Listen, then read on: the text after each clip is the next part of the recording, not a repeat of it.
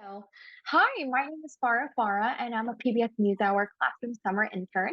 And we're going to be speaking with Faye Duncan, a national board educator and librarian turned author who writes books for young learners.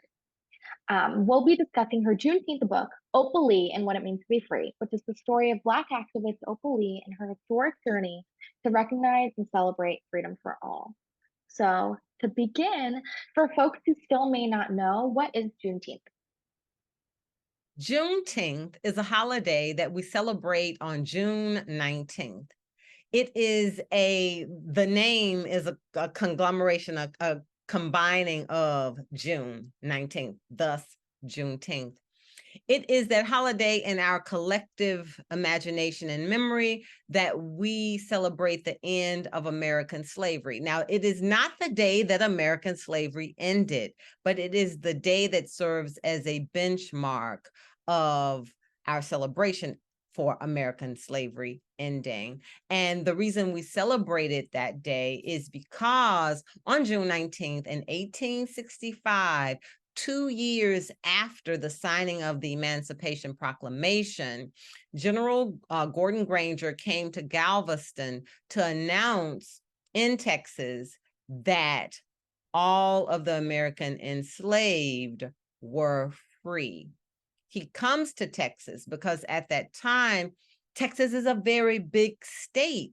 And it was very hard for the Union soldiers to fortify the area during the time that Lincoln actually wrote the Emancipation Proclamation. And that is why it was 2 years delayed, because when Gordon Granger comes, he brings 2,000 Union soldiers who can then help to fortify the area, and the enslaved can now, leave the plantation. Yeah. And so I was also wondering how you first became familiar with Juneteenth and if your family did anything to celebrate it. Absolutely. I live here in the city of Memphis, and the city as a whole has been celebrating Juneteenth since 1993. And so this year that we're speaking is 2023. And so actually, my city has celebrated Juneteenth for 30 years. However, in Texas, and where a variety of Texans have migrated after 1865, many of Texans celebrate Juneteenth and have been celebrating Juneteenth as families, as Texas cities for a very long time. They have been celebrating Juneteenth for a very long time. And Juneteenth was also across the years, it has been a national observance day for many states, but not until Opal Lee, who is called the grandmother of Juneteenth, not until Opal Lee approached the Senate and the Congress in the summer of 2020, did the enthusiasm for making it a national holiday really galvanize the nation. And so we know that officially Juneteenth became a national holiday the summer of 2021, which was June 19th, 2021. Yeah. And would you mind sharing anything you might have done to celebrate Juneteenth? Yes. So normally across those 30 years in Memphis, our city would have a Juneteenth festival, Juneteenth jamboree at the Frederick Douglass Park. And so for several years, I've gone to Douglass Park on Juneteenth Day to enjoy. They will have children's authors there reading, to enjoy the fair food like Pronto Pups and cotton candy. They would have African bands, African American choirs singing, because at Juneteenth you have fellowship, you have food, you have fun, but also it is somewhat of a religious holiday in that there is prayer, there is thanksgiving, there is praise, because we as a nation, we are all walking in celebration of the liberation that arrived following that day. And that is like not a white thing or a black thing. So I never want to hear kids say, well, I don't celebrate Juneteenth because that's a black holiday and I'm not black. No, liberation and democracy is what we are celebrating on Juneteenth. And therefore, all Americans are and should be celebrating liberation and democracy. And you talk a little bit about how you want to hear how everyone can celebrate Juneteenth. And I know that in your book you included some recipes, like I think for some red punch that people can make. And so I was wondering if you could talk a little bit about that, about first of all, what is the significance of these kinds of recipes and why did you want to include that in your book? Yes. Okay. So, like when African Americans were enslaved, they were relegated to the foods that were the offal, the least nutritious and the least uh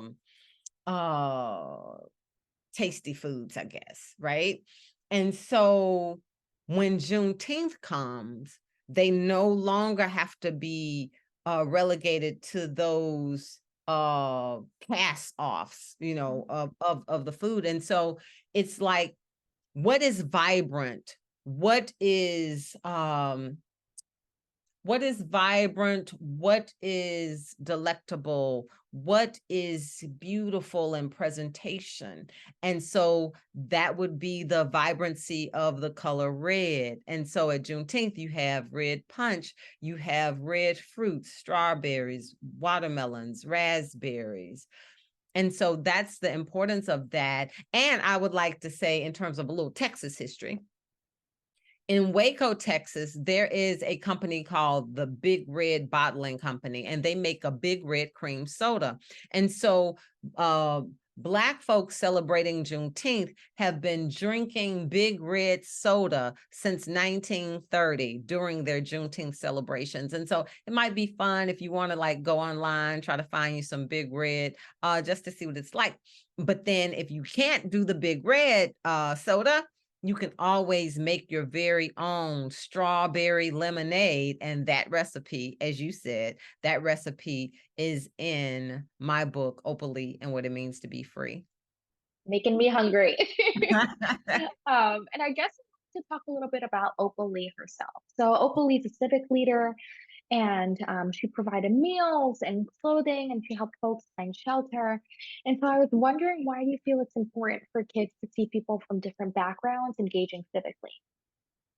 Well, you know, I just came, I live in Memphis, but I just came from Boulder, Colorado. And there is not a great or a large Black population in Boulder, Colorado. And so I was speaking to a young man, a young Black man from Boulder, and he was talking about his first experience coming to Memphis, which is a predominantly Black city.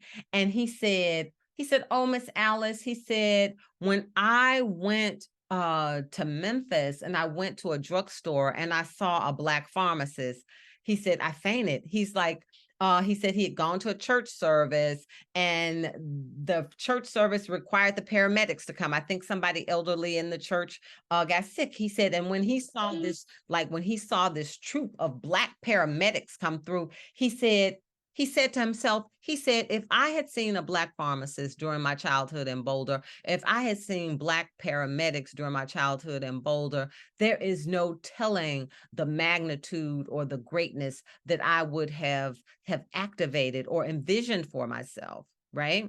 And Yeah. so the reason why I think it's important that children read about Opal Lee is because, first of all, Opal Lee did not start activating her dream to really approach Congress and the Senate until she was 90 years old.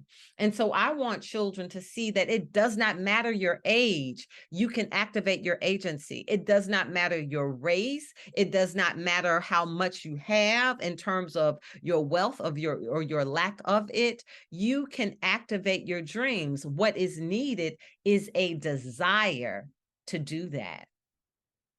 And I think that that's beautiful, just reminding kids that like any of them can do it no matter what your background No matter is. who you are. Exactly. Exactly. And I think that's so important for like kids and even us to remember. And I hope to carry that with me. But I also want to bring up something you said in your book about Juneteenth is freedom rising and freedom is for everyone. Juneteenth is you and me. Could you elaborate a little bit on that line and how it relates? Well, I'm American. And in America, we celebrate democracy. In America, we attempt to, right? Don't we? We attempt to make sure that there is equity, right? And so I want us all to understand that if I'll put it like this, the way Opal Lee says it. Opal Lee says, no one is free. Opal Lee says, no one is free until everyone is free. Mhm. Freedom is you and freedom is me. So if I'm homeless, Dr. Farah, and you have a home, that means with empathy and compassion, it needs to be your focus to see how can I move from being unhoused to housed. And so I want children to have empathy, to have compassion. And that's why I write the books that I write, because I know that if we celebrate others and if we are intentional to connect with others, then compassion will grow. Empathy will grow. And what else will grow? Liberation, the expansion of liberation and freedom will grow. I wanted to point out how in your book there's a lot of vivid imagery and this musical kind of lyricism. Mhm. What's the significance of incorporating this musical lyricism in your representation of US history? Okay, so to discuss American slavery can be a hard and hurtful talk, Mhm. right? But I can share with you the saddest, most hurtful, the most bluesy of bluest things. If I put it in a song, or if I put it in something that's lyrical, that has rhythm, a beat, a tempo, then it makes it easier for the heart to receive, Mhm. easier for the heart to hear. And so that's why, especially when I talk about hard things or difficult subjects, I'm going to write it in a poem, or I'm going to make sure that there is some musical quality about it so the heart can hear it. I think that's great. And especially because, this book is intended for younger children between the ages of 4 through 8, but I know we all love kids' books.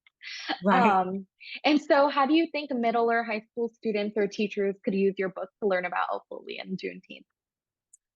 That is a great question. And this is what I think has the most efficacy, the most Mhm. power.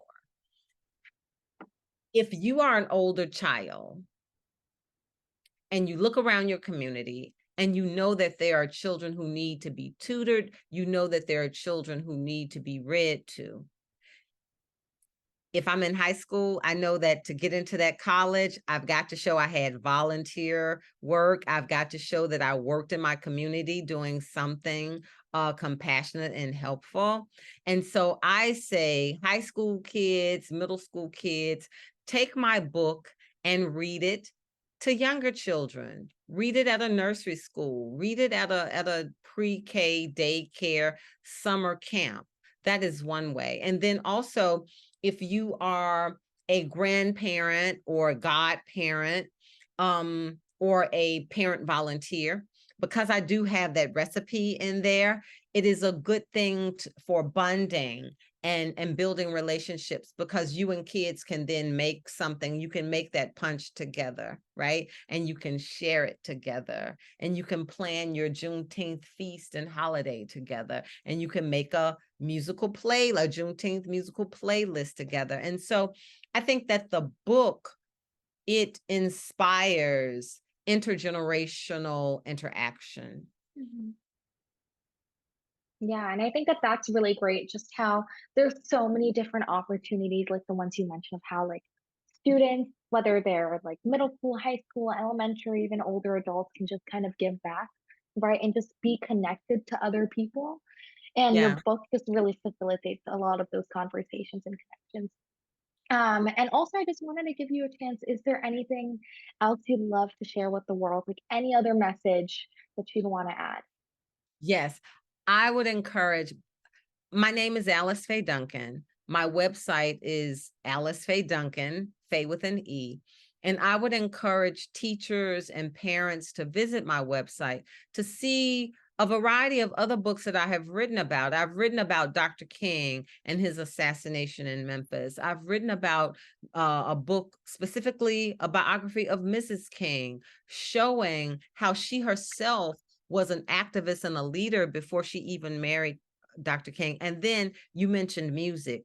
I major in picture books about music. And so I have a blues fable, Yellow Dog Blues, and I have the very infectious This Train is Bound for Glory, which is a story of it's a story about going to heaven. So yeah, so just visit me at Alice Faye Duncan at my website and just see what other books. Visit me at Alice Faye Duncan and to just see what other books I have that will inspire young people to fall in love with words and also inspire them to find their writing voice. Because where will tomorrow's writers come from? They will come from today's children. Thank you so much for your time. And I'm super excited for everybody to go ahead and read your book. So thank you again. Thank you, Dr. Farah. Talk to you soon. Talk soon. Bye bye.